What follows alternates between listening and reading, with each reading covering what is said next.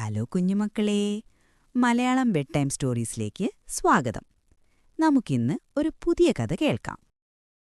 ധീരയായ ഒരു മത്സ്യകന്യക രാജകുമാരി അവളുടെ ജീവിതത്തിലെ ഏറ്റവും പ്രധാനപ്പെട്ട ഒരു തീരുമാനമെടുക്കാൻ പോകുകയായിരുന്നു. ആ മത്സ്യകന്യകയുടെ വലിയ സ്വപ്നത്തിന്റെ കഥയിലേക്ക് നമുക്കൊന്ന് പോയി നോക്കാം. വളരെ വളരെ ദൂരെ സ്വർണ്ണ നിറത്തിൽ സൂര്യപ്രകാശം നൃത്തം ചെയ്യുന്ന തിളങ്ങുന്ന നീലക്കടലിന്റെ അടിത്തട്ടിൽ ഏരിയൽ എന്നു പേരുള്ള ആകാംക്ഷാഭരിതയായ ഒരു കൊച്ചു മത്സ്യകന്യക ജീവിച്ചിരുന്നു. പവിഴത്തിന്റെ നിറമുള്ള നീണ്ട മുടിയും തെളിഞ്ഞ കടൽവെള്ളത്തിലൂടെ നീന്തുമ്പോഴെല്ലാം മനോഹരമായി തിളങ്ങുന്ന ഇളം നീല നിറമുള്ള വാലും ഏരിയലിനുണ്ടായിരുന്നു. തിളങ്ങുന്ന മുത്തുകളും വർണ്ണാഭമായ പവിഴപ്പുറ്റുകളും ചെറിയ വിളക്കുകൾ പോലെ ഒഴുകി നടക്കുന്ന ജെല്ലിഫിഷുകളും നിറഞ്ഞ ഒരു വലിയ പവിഴക്കൊട്ടാരത്തിലായിരുന്നു അവൾ താമസിച്ചിരുന്നത്. ആ കൊട്ടാരത്തിൽ സംഗീതവും ചിരിയും അമൂല്യമായ നിധികളും ഒക്കെ ഉണ്ടായിരുന്നിട്ടും കടൽ തിരമാലകൾക്കപ്പുറത്തുള്ള ലോകത്തെക്കുറിച്ച് ഏരിയൽ എപ്പോഴും ചിന്തിക്കുമായിരുന്നു. കടലിനു മുകളിലുള്ള മനുഷ്യരുടെ ആ അത്ഭുതലോകം കാണാൻ എങ്ങനെയിരിക്കുമെന്ന് അവൾ എപ്പോഴും അത്ഭുതപ്പെട്ടു. എല്ലാ വൈകുന്നേരവും ഏരിയൽ കടലിന്റെ മുകളിലേക്ക് നീന്തിവന്ന് തിളങ്ങുന്ന ആകാശത്തേക്ക് നോക്കും. ഒരു ദിവസം വൈകുന്നേരം അവളുടെ ചെറിയ ക്ലൗൺ ഫിഷ് കൂട്ടുകാരനായ ബബിൾസ് വലിയ കൗതുകത്തോടെ അവളുടെ അടുത്തേക്ക് നീന്തിവന്ന് ചോദിച്ചു, "ഏരിയൽ, ഈ വെള്ളത്തിനു മുകളിൽ നീ എന്താണ് കാണുന്നത്?" ഏരിയൽ പുഞ്ചിരിച്ചുകൊണ്ട് പതുക്കെ പറഞ്ഞു, "ആകാശത്ത് നക്ഷത്രങ്ങൾ എന്നു വിളിക്കുന്ന ചെറിയ വെളിച്ചം ഞാൻ കാണുന്നുണ്ട്. ചിലപ്പോൾ കടലിലൂടെ പോകുന്ന കപ്പലുകളിൽ നിന്നുള്ള പാട്ടും ചിരിയും എനിക്ക് കേൾക്കാം." തിളങ്ങുന്ന കണ്ണുകളോടെ ഏരിയൽ പറഞ്ഞു, "മനുഷ്യർക്ക് അവിടെ ഒരുപാട് അത്ഭുതകരമായ സാഹസികതകൾ ഉണ്ടാകും." അപ്പോൾ ബബിൾസ് സന്തോഷത്തോടെ പറഞ്ഞു, "എന്നാൽ നമ്മുടെ ഈ കടലിലും ഒരുപാട് അത്ഭുതങ്ങളുണ്ടല്ലോ." പെട്ടെന്ന് ബുദ്ധിമാനായ ഷെല്ലി എന്ന പ്രായമുള്ള കടലാമ അവരുടെ അടുത്തേക്ക് ചിരിച്ചുകൊണ്ടുവന്നു പറഞ്ഞു, "നമ്മൾ കണ്ണ് തുറന്നു നോക്കിയാൽ എല്ലാ സ്ഥലത്തും നമുക്ക് പുതിയ സാഹസികതകൾ കണ്ടെത്താം." ഇത് കേട്ട് സന്തോഷത്തോടെ ഏരിയൽ പറഞ്ഞു, "എങ്കിൽ ഇന്ന് നമുക്കൊന്ന് പോയി നോക്കാം." അങ്ങനെ ആ കൂട്ടുകാർ രണ്ടുപേരും കൂടി കടലിലെ വലിയ കടൽച്ചെടികൾക്കിടയിലൂടെ വേഗത്തിൽ നീന്തി. ബബിൾസ് ഇലകൾക്കിടയിലൂടെ വേഗത്തിൽ നീന്തിയപ്പോൾ ഏരിയൽ ഒരു നർത്തകിയെപ്പോലെ വെള്ളത്തിലൂടെ മനോഹരമായി ചുറ്റിത്തിരിഞ്ഞു.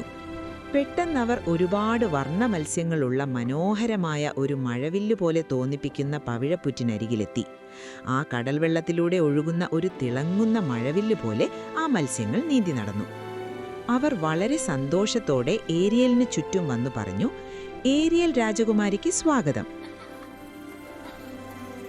ആ മീനുകളോട് യാത്ര പറഞ്ഞ് അവർ കടലിന്റെ കൂടുതൽ ആഴങ്ങളിലേക്ക് തങ്ങളുടെ യാത്ര തുടർന്നു. പെട്ടെന്ന് കടലിന്റെ അടിയിൽ ശാന്തമായി കിടക്കുന്ന പഴയ ഒരു കപ്പലിന്റെ അവശിഷ്ടങ്ങൾ അവർ കണ്ടെത്തി. ആ കപ്പലിനുള്ളിൽ മനുഷ്യർ പണ്ടെങ്ങോ ഉപേക്ഷിച്ച തിളങ്ങുന്ന ഒരുപാട് സാധനങ്ങൾ ഉണ്ടായിരുന്നു.